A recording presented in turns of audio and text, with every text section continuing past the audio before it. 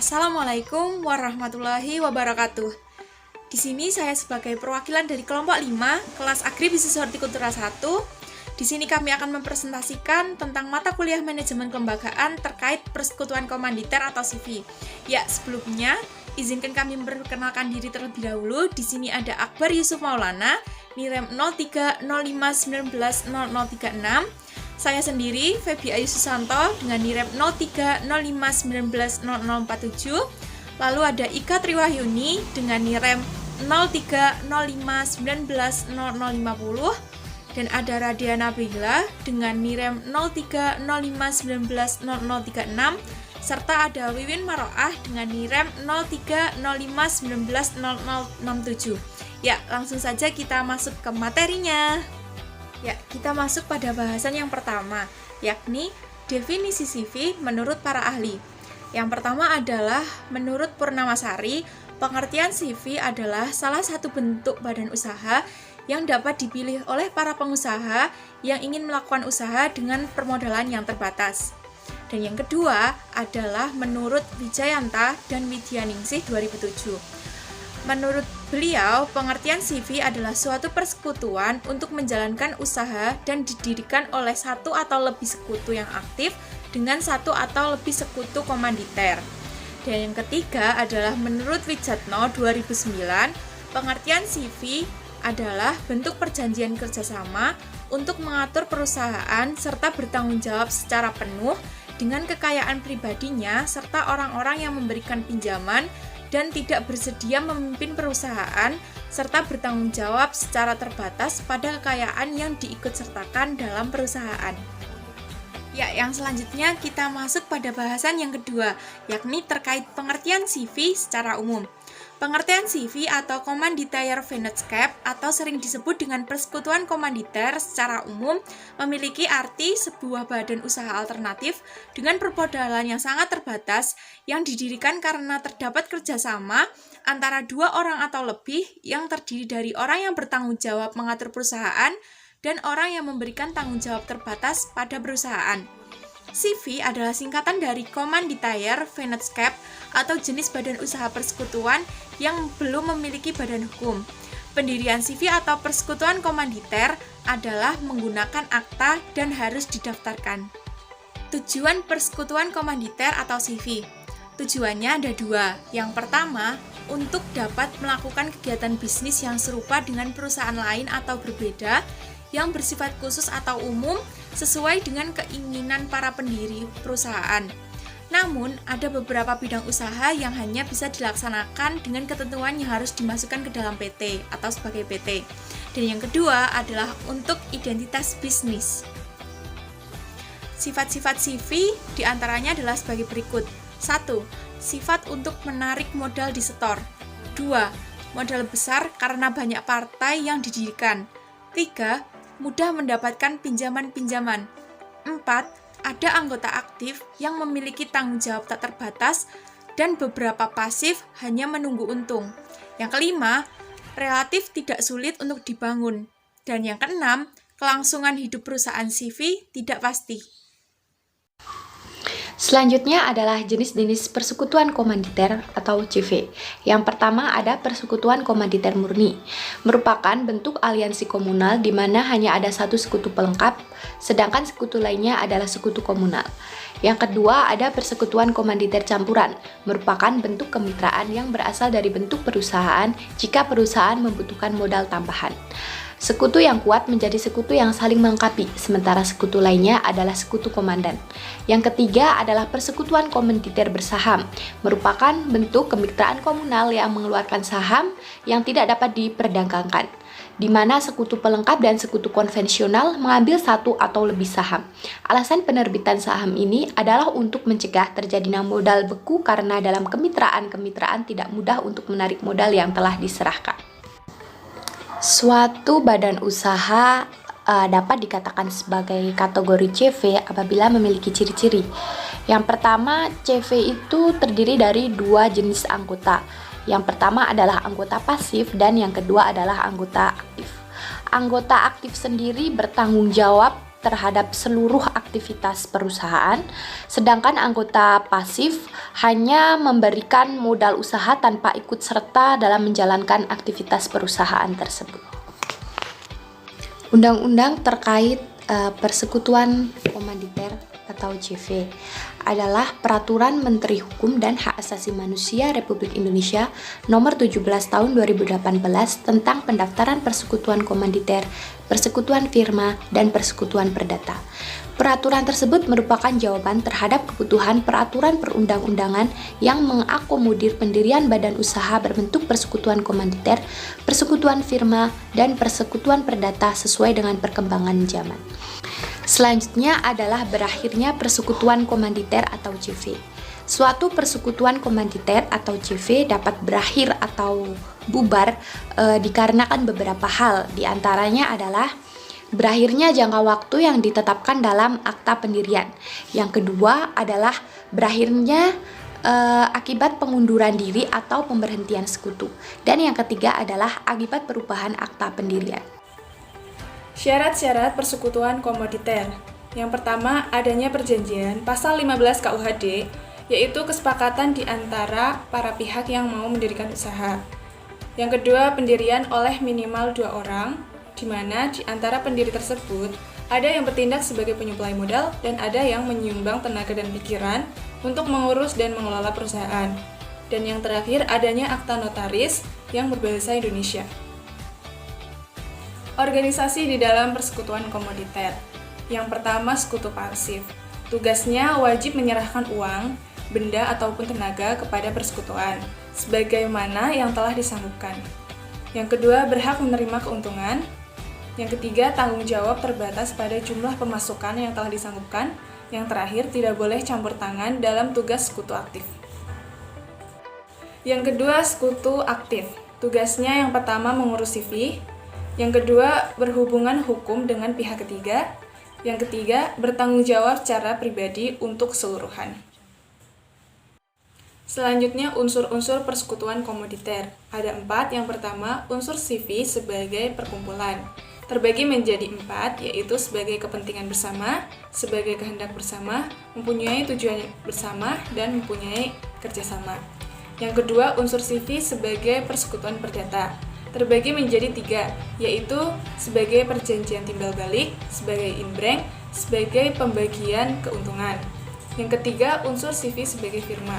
Terbagi menjadi 3. Untuk menjalankan perusahaan, pasal 16 KUHD, dengan nama bersama atau firma, pasal 16 KUHD, dan sebagai tanggung jawab sekutu kerja yang sifatnya pribadi untuk keseluruhan, pasal 18 KUHD. Yang terakhir, unsur kekhususan persekutuan komoditer, yaitu kemitraan perusahaan dengan bentuk khusus. Bentuk khususnya adalah keberadaan sekutu komoditer. Proses pembentukan persekutuan komanditer atau CV. CV dapat didirikan dengan syarat dan prosedur yang lebih mudah daripada PT, yaitu hanya mensyaratkan pendirian oleh 2 orang dengan menggunakan akta notaris yang berbahasa Indonesia. Walaupun dengan ini pendirian CV mengharuskan adanya akta notaris, namun dalam Kitab Undang-Undang Hukum Dagang dinyatakan bahwa pendirian CV tidak mutlak harus dengan akta notaris. Pada waktu pendirian CV, yang harus dipersiapkan sebelum datang ke notaris adalah adanya persiapan mengenai yang pertama, calon nama yang akan digunakan oleh CV tersebut, 2. Tempat kedudukan dari CV, 3. Siapa yang akan bertindak selaku persero aktif dan siapa yang akan bertindak selaku persero diam. 4. Maksud dan tujuan yang spesifik dari CV tersebut, walaupun tentu saja dapat mencantumkan maksud dan tujuan yang seluas-luasnya. Beberapa syarat umum pendirian CV. Yang pertama, fotokopi KTP para pendiri minimal 2 orang, tidak suami istri. 2. Mengisi formulir pembuatan CV. 3. Fotokopi KK penanggung jawab atau direktur. 4. NPWP pengurusan. 5. Fotokopi PBB terakhir tempat usaha atau kantor apabila milik sendiri. 6. Fotokopi surat kontrak apabila status kantor kontrak. 7. Surat keterangan domisili dari pengelola gedung apabila berada di gedung. 8. Kantor berada di wilayah perkantoran atau plaza atau ruko tidak berada di wilayah permukiman. 9. Pas foto pertanggungjawaban ukuran 3x4 2 lembar berwarna. 10. Siap disurvei. Beberapa langkah yang harus diketahui untuk pendirian CV adalah sebagai berikut. 1. Akta pendirian CV. Akta ini dibuat dan ditandatangani oleh notaris. Persyaratannya menyertakan fotokopi KTP pendirinya. Prosesnya 1-2 hari kerja. 2. Surat keterangan domisili perusahaan. Surat ini diajukan ke kelurahan setempat sebagai bukti keterangan alamat perusahaan. Persyaratannya fotokopi kontrak atau sewa tempat usaha atau bukti kepemilikan tempat usaha, surat keterangan dan pemilik gedung apabila berdomisili di gedung perkantoran atau pertokoan. Fotokopi PBB atau pajak bumi dan bangunan tahun terakhir. Prosesnya 2 hari kerja setelah permohonan diajukan. 3. Membuat nomor pokok wajib pajak. Permohonan pendaftaran wajib pajak badan usaha diajukan ke kantor pelayanan pajak yaitu KPP sesuai dengan domisili perusahaan. Selain mendapatkan kartu NPWP, nanti juga akan mendapatkan surat keterangan terdaftar sebagai wajib pajak. Persyaratannya lampiran bukti PPN atau pajak pendapatan atas sewa gedung, bukti pelunasan PBB dan bukti kepemilikan atau bukti sewa atau kontrak tempat usaha. Lama proses yaitu 2-3 hari kerja. 4. Surat pengukuhan pengusaha kena pajak atau SPPKP. Permohonan SPPKP ini diajukan kepada Kepala Kantor Pelayanan Pajak atau KPP sesuai dengan NPWP yang telah diterbitkan. Persyaratan lampiran bukti PPN atas sewa gedung, bukti pelunasan PBB dan bukti kepemilikan atau sewa atau kontrak tempat usaha. Proses memakan waktu 3-5 hari kerja setelah diajukan. Mendaftarkan ke pengadilan negeri atau PN. Permohonan diajukan ke bagian pendaftaran CV di PN setempat. Persyaratannya melampirkan NPWP dan salinan akta pendirian CV. Prosesnya 1 hari kerja. Mengurus surat izin usaha perdagangan atau SIUP. Permohonan diajukan ke Dinas Perdagangan Kota atau Kabupaten untuk golongan SIUP menengah dan kecil, sedangkan SIUP besar diajukan ke Dinas Perdagangan Provinsi. SITU surat izin tempat usaha atau HO hinder ordonati atau surat izin gangguan. Pas foto direktur atau pimpinan perusahaan ukuran 3x4 2 lembar berwarna. Proses untuk SIUP besar 30 hari. Sedangkan SIUP menengah dan kecil 14 hari. Tanda daftar perusahaan atau TDP. Pendaftaran dilakukan ke Dinas Perdagangan yang berada di kota atau kabupaten domisili perusahaan. Lama proses pengerjaan 14 hari kerja. Keseluruhan biaya pendirian CV bisa mencapai 3,5 juta. Dengan demikian, hasil atau berkas dokumen yang kita dapatkan meliputi akta pendirian CV, surat keterangan domisili perusahaan, NPWP, nomor pokok wajib pajak, pengesahan pengadilan, SIUP, surat izin usaha perdagangan, TDP, tanda daftar perusahaan. Keuntungan CV. Pertama, proses pendirian mudah. Kedua, dari segi kepemimpinan persekutuan komandir relatif lebih baik. Modal yang dikumpulkan lebih besar. Mudah menerima suntikan dana karena badan usaha ini sudah cukup populer di Indonesia. Kemudian yang terakhir, resiko suatu perusahaan dapat ditanggung secara bersama-sama oleh sekutu. Selanjutnya, kekurangan CV.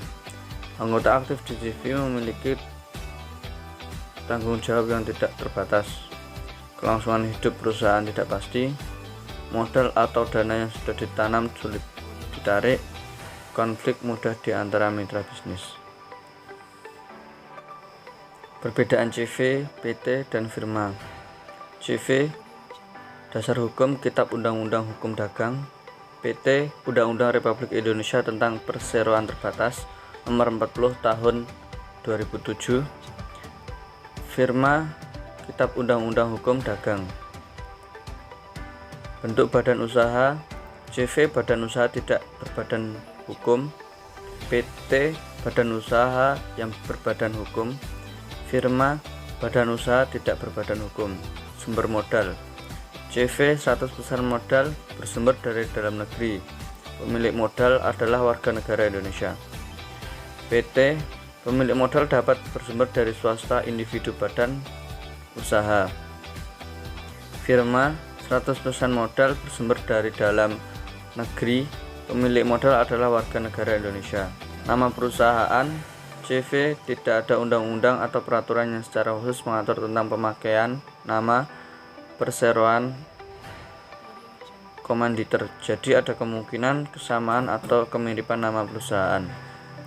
PT, diatur dalam pasal Undang-Undang PT Nomor 40 Tahun 2007. Pemakaian nama persero terbatas tidak boleh sama atau mirip dengan PT yang sudah ada. Firma, tidak ada undang-undang atau peraturan yang secara khusus mengatur tentang pemakaian nama firma. Ada kemungkinan kesamaan atau kemiripan nama perusahaan. Akte pendirian perusahaan. Akte pada pendirian CV tidak mendapatkan persetujuan atau pengesahan dari Menteri Hukum dan HAM. PT, akte pendirian PT harus mendapatkan persetujuan atau pengesahan dari Menteri Hukum dan HAM. Firma, akte pendirian firma tidak mendapatkan persetujuan atau pengesahan dari Menteri Hukum dan HAM. Proses pendirian perusahaan. CV, pengurus perseroan komanditer minimal 2 orang yang terdiri dari persero akto dan persero aktif dan persero pasif.